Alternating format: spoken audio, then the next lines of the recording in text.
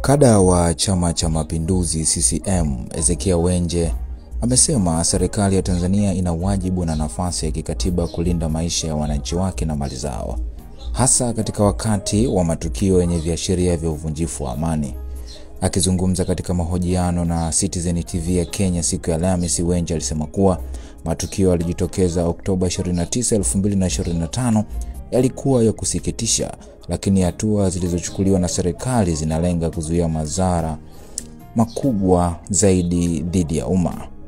Wenje alisisitiza kuwa Tanzania ni taifa huru linaloamua mambo yake kwa kuzingatia maslahi ya wananchi wake zaidi ya milioni 60. Alisema haiwezekani kuruhusu kundi la watu 5,000 kutikisa amani ya nchi nzima. Wenje alikiri kuwa maandamano ni haki ya kikatiba, lakini akabainisha kuwa taratibu za Tanzania zinataka waandamanaji kutoa taarifa kwa polisi ili kupata kibali na ulinzi.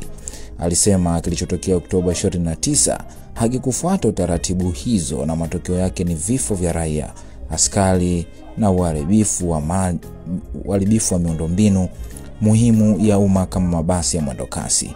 Aidha, alieleza kuwa serikali imeunda tume ya uchunguzi ili kubaini ukweli kamili kuhusu chanzo cha maandamano, idadi ya vifo, kiwango cha uharibifu wa miundombinu na mali za binafsi, na hatua za kulinda taifa dhidi ya matukio kama hayo siku zijazo. Akisema hadi sasa hakuna takwimu rasmi za vifo zilizotolewa na serikali, Wenje alionya dhidi ya takwimu za kupotosha zinazozagaa mitandaoni.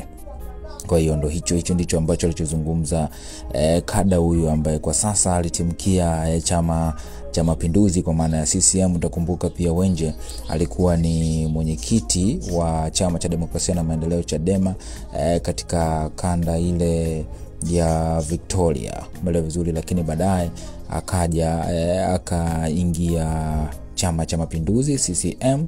Na utakumbuka wakati wa kampeni za Rais wa Jamhuri ya Muungano wa Tanzania kwa maana ya Dr. Samia Suluhu Hassan, moja ya kampeni yake, basi Wenje hapo alitimka kutoka Chadema na kuelekea CCM. Lakini anasema kwamba sasa hivi na alichokizungumza hapa, hakuna serikali inayotaka kuwa tu watu wake, lakini pia amezungumza kwamba amesisitiza kuwa Tanzania ni taifa huru linaloamua mambo yake kwa kuzingatia maslahi ya wananchi wake ambao ni zaidi ya milioni 60, na alisema haiwezekani kuruhusu kundi la watu 5,000 kutikisa amani ya nchi nzima. Kwa hiyo serikali ina wajibu na nafasi ya kikatiba kulinda maslahi ya wananchi wake na mali zao. Kwa hiyo hicho ndicho ambacho Ezekiel Wenje amekizungumza. Mtazamo wako ni nini? Tuambie hapo kwenye comment.